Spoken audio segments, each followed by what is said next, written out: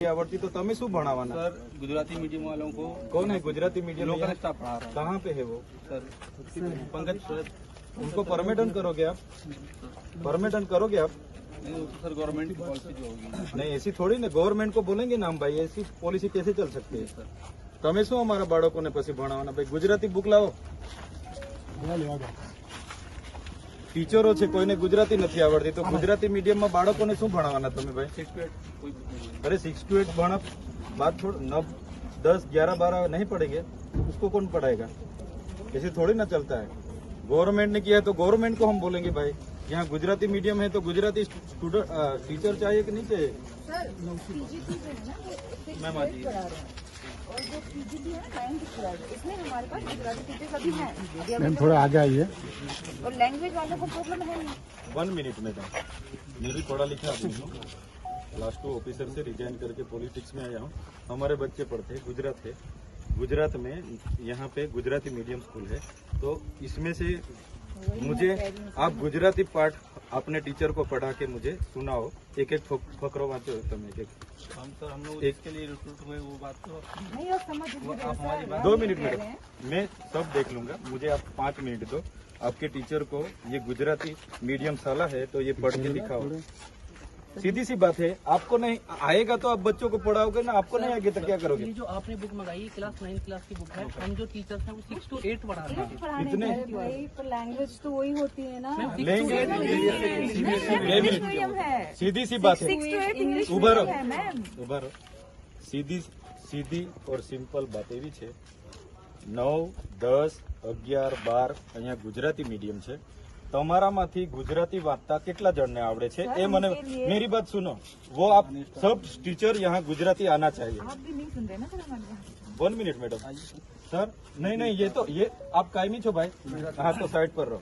જે લોકો કાયમી છે, ગવર્મેન્ટે તમને ભરતી કરી છે, आप 1 by 1 आके ये पाठ पढ़ो गुजराती लो. सर हम लोग 6 to 8 पहले पढ़ो, नहीं आता है तो नहीं आता बोल दो, बात खत्म करो. हम जिस भी क्लास को पढ़ाते हैं उसमें वो तो हिंदी 9, 10 हिंदी और इंग्लिश मीडियम है। हम टीजीटी टीचर हैं, 8 क्लास तक की रिक्रूट हुए हैं, हमें हिंदी की साथ ही आप उसकी बुक मंगाइए, हम पढ़ देंगे। हम आपकी बात समझ रहे हैं, आप मीडिया- हमारी बात नहीं समझ रहे हो। સ્પષ્ટ મેડમ 2 મિનિટ, नहीं समझ रहे हो ना। 2 મિનિટ. સ્પષ્ટ અને સરળ સીધી વાત એવી છે, એકલવ્ય મોડલ સ્કૂલ જેટલી પણ ગુજરાતમાં છે, ગુજરાતના બાળકો ભણે છે, આદિવાસી બાળકો ભણે છે, બરાબર છે. ગુજરાતી મીડિયમ શાળા છે. આ ટીચરોને એક પણ જણને ગુજરાતી વાંચતા આવડતું નથી તો બાળકોને શું ભણાવશે? વિચાર કરો ને યાર તમે. ગવર્મેન્ટે ભરતી કરી છે, અમે તમારો વાક નથી કરતા, તમારી સાથે કોઈ લેવા દેવા નથી, પણ તમને गुजराती જ વાંચતા નથી આવડતું તો તમે શું બાળક? आपको गुजराती पढ़ना ही नहीं आता तो हमारे गुजराती मीडियम के बच्चों को आप क्या पढ़ाओगे? હું અહીંયાથી જ છું, પણ અહીંયા છે ને તબક્કાવાર 3 વર્ષથી 6ઠા થી ઇંગ્લિશ મીડિયમ દાખલ કર્યું છે અને આ વર્ષે 8મા સુધી ઇંગ્લિશ મીડિયમ થઈ ગયું એટલે 8મા સુધી જ ભરતી કરી છે સાહેબ. ચાલો કઈ વાંધો નહીં, 8મા સુધી જ છે. ભાઈ 1 મિનિટ પછી ઉપરના ઉભા ધોરણ રહો. તો આપણા અહીંયા સમજી સ્થાનિક જ ગયો, છે. સમજી ગયો ભાઈ, હું બી ભણેલો છું, મને ખ્યાલ છે. સાહેબ આમ આદમી કાર્યકર પણ છું પણ એ વાત નથી, સવાલ બાળકોના ભવિષ્યનો છે ભાઈ, હા વાત એ નથી. વાત એ છે અહીંયા 9 10 11 12 ગુજરાતી મીડિયમ છે, 6 to 8 इंग्लिश मीडियम है। वो समझ गया. 6 7 8 इंग्लिश मीडियम છે. ચાલો ને કાઢીને उसकी भी बात તો करें। 9માં 10માં 11માં 12માં ગુજરાતી મીડિયમ છે તો 9 10 11 12 ને ગુજરાતી મીડિયમ ભણાવવાવાળા આ ટીચરો છે, ભરતી થઈને આવેલા છે, એક પણ જણને ગુજરાતી પાઠ વાંચતા આવડતો નથી તો 9 10 11 12 ના અહીંયા સ્થાનિક ભાઈ બનાવે. સાંભળો, અહીંના સ્થાનિક બનાવે. કાયમી છે, કોણ સ્થાનિક છે? એ જે એમને તો છૂટા કર્યા છે, હમણાં તમે ભરતી કરી હશે, એમને છૂટા કર્યા છે, મને પૂછો તમે. એ પાછા વાઘોડિયાના અહીં લઈ લીધા અને ને બધું છોડ, છૂટા કર્યા છે. આ બહુ ગંભીર બાબત છે ને, पुरानी जो पढ़ा रहे हैं। આ બહુ ગંભીર બાબત છે. અમારા બાળકોને કોણ ભણાવશે? એમને તો ગુજરાતી આવડતું નથી. ગુજરાતી મીડિયમ એકલવ્ય મોડલ શાળા છે, આખા ગુજરાતનો પ્રશ્ન છે ભાઈ. તમારી વાત, તમારી ભૂલ અમે જરા બી નથી કાઢતા. ગવર્મેન્ટે વિચારવું જોઈએ, સરકારે આદિવાસી વિસ્તારોમાં ગુજરાતી મીડિયમ શાળાઓમાં જેમને ગુજરાતી નથી આવડતું તો એ લોકોને ગુજરાતી નથી આવડતું, વ્યાકરણ ક્યારે શીખશે ને છોકરાઓને ભણાવશે ક્યારે? Sir we respect your thoughts, लेकिन sir you should listen our also. Sir 6 to 8 English medium है समझ गया मैं। तो आप सब 6 to 8 वाले नहीं हमारे पास 1 મિનિટ તો બીજા તો ટીચર જ નથી, બીજા તો 9માં 10માં 11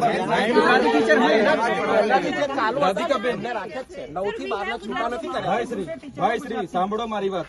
કેટલા आप गवर्नमेंट के कितने टीचर हाथ टोटल कितने मैडम, कौन प्रिंसिपल कौन है? बीजे साइड पर रही जाओ, टीचर कितने हैं? તમારે આર્ગ્યુમેન્ટ કરવા કરતા તમે મને ગુજરાતીમાં એક પાઠ વાંચી આપો। आप बात समझिए। नहीं मैं समझ गया। 6 to 8 की बुक मंगाइए, 6 to 8 की बुक मंगाइए। आपको गुजराती में गुजराती मीडियम में आए हैं, गुजराती तो पढ़ना आता नहीं, ऐसा थोड़ी चलेगा। इंग्लिश मीडियम है।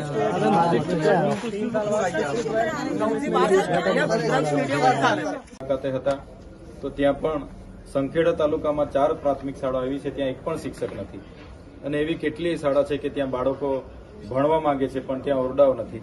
આ બહુ ખૂબ ગંભીર બાબત છે। આપણે વિશ્વગુરુ બનવાની વાતો કરતા હોય, બળેગા ઇન્ડિયાની વાતો કરતા હોય, કન્યા કેળવણીની વાતો કરતા હોય ને શિક્ષણ બાબતે જ આટલી ઘોર બેદરકારી હોય તો સમજાતું નથી સરકાર શું કરવા માંગે છે।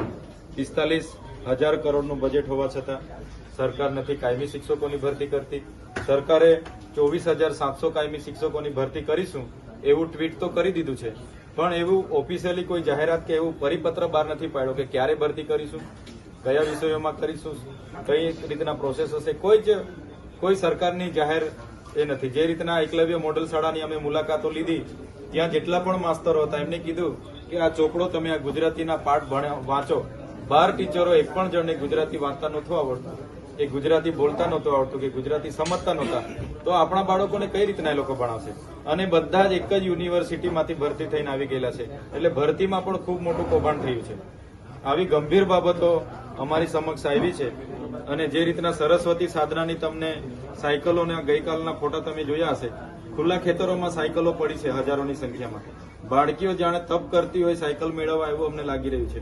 ત્યારે સરકાર 30 વર્ષથી ગુજરાતમાં છે, કેન્દ્રમાં એમની સરકાર છે, અહીંયા તાલુકા પંચાયતો, સાંસદ, ધારાસભ્ય એમના છે, એટલે જાણે એમને અહમ થઈ ગયો છે કે ભાજપ જ માય બાપ છે, અમારી સરકાર માય બાપ છે એવું વર્તી રહી છે લોકો સાથે।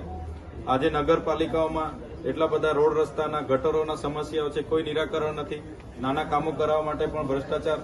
તો આ તમામ બાબતો હવે આવનાર દિવસોમાં આખા ગુજરાતમાં આમ આદમી પાર્ટી જિલ્લાના તમામ હોદ્દેદારો જવાબદારી લઈને આવનાર દિવસોમાં જે પણ લોકોની સમસ્યાઓ છે, જે પણ પ્રશ્નો છે એને વાચા આપવાનું કામ અમે કરીશું। શિક્ષિત બેરોજગારોનો પ્રશ્ન તમે જોયો હશે, ભરૂચમાં એક કંપનીએ 5 જગ્યાની ભરતી માટે ઓપન ઇન્ટરવ્યુ પાડ્યું, થર્મેક્સ કંપનીએ, તો 5 જગ્યામાં નોકરીની આશાએથી હજારો યુવાનો ત્યાં ઉમટી પડે છે, અફરાતફરી મચી જાય છે, રેલિંગ તૂટી જાય છે। આ બતાવે છે કે જે ગુજરાત મોડલ બતાવીને આજે કેન્દ્ર સુધી ભાજપની સરકાર કેન્દ્રમાં ગુજરાત મોડલ બતાવે છે, પણ આ જ વાસ્તવિકતા છે। ગુજરાત એ બેરોજગારીનું મોડલ છે। આજે યુવાનો બેરોજગારી એટલી બધી ગુજરાતમાં વકરી છે એનો કોઈ અંત નથી। 2 કરોડ રોજગારી દર વર્ષે આપવાની વાત મોદીજી કરે છે, પણ ગુજરાતમાં છેલ્લા 10 વર્ષના આંકડા તમે માગી લેશો તો તમને વરવી વાસ્તવિકતા આપણી સામે આવી જશે।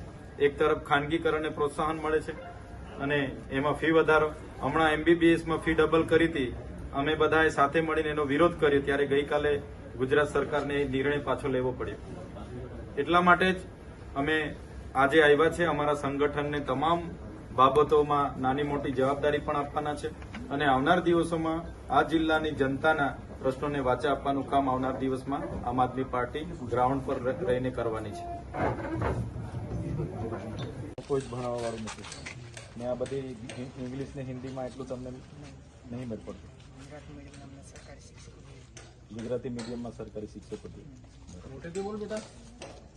એમનું કહેવાનું એવું છે, અમને ભણવામાં બહુ તકલીફ પડે છે। બધા ટીચરો જે આવ્યા છે બધા ઇંગ્લિશ ને હિન્દીમાં જ ભણાવે છે, કોઈને ગુજરાતી વાંચતા કે બોલતા આવડતું નથી, તો અમારા અભ્યાસ પર ખૂબ અસર પડે છે। અમને ગુજરાતી મીડિયમના જ શિક્ષકો જોઈએ એવું કહે છે।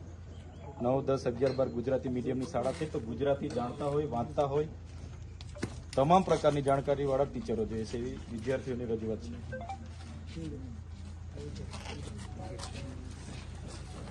સારું, હું મંત્રીશ્રી અને CMને પત્ર લખું છું અને આમાં ગંભીરતાથી જેણે પણ ભરતી કરી હોય આપણને કોઈ વાંધો નથી, જે પણ આવ્યા એમની સાથે પણ વાંધો નથી, પણ આવી તો કેટલી શાળા હશે? આજે તો અમે આવ્યા ત્યારે અમારા ધ્યાન પર આવ્યું છે.